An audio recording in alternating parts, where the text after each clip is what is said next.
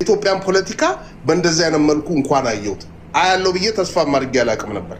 እኔ የመጨረሻው ትንሹ ወታደር በደርግ ሰዓት እኔ ነበርኩ የመጨረሻው በእድሜው ማለት ነውና ብላቴ ነው ሰልጥነን እኔ ሶጣ ነው የአዲስ አበባ ዩኒቨርሲቲ ተማሪዎች ገብተው የሰለጠኑት ማለት ነው።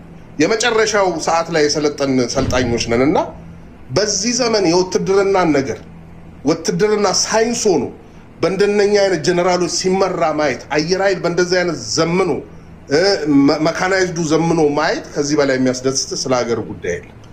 የትኛውም ይሁን ዓለም የጉልበተኞች ነች። በአሁን ሰዓት የዓለም ፖለቲካ እያየን ያለው አሁን ወንድሞቻችን ነቅተዋል። ጎንደር አካባቢ፣ ጎጃም አካባቢ፣ ወሎ አካባቢ የሚያሉ ሰላም ያዋጣል ትግሉ ተጠልፏል ብለው እየመጡ ያሉ ብዙ ነገር እያየን ያለው ውስን ሰው ነው ያለው ገብቷል።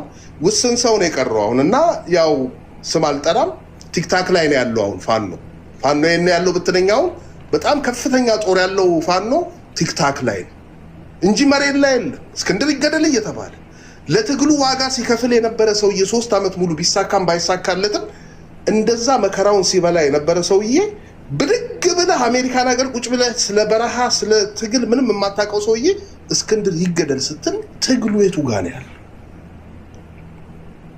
እና በጣም አንዳንዴ የኢትዮጵያን ፖለቲካ ስታይ እውነት እግዚአብሔር በቃ እኔ አንድ ነገር ልንገር እንደ ክርስቲያን ቴዲ በመጽሐፍ ቅዱስ ታምናለህ አይደል? ሮሜ 13 ላይ ጊዜ ሲኖር ሌላ ጊዜ ታነበዋለህ። ሮሜ 13 ላይ ስለ ስልጣንና ስለ ባለስልጣን ስለ ወታደር ግልጽ የተጻፈ ነገር አለ። ስልጣን ሊሰጥ የሚችለው እግዚአብሔር ብቻ ነው። ገብቷል?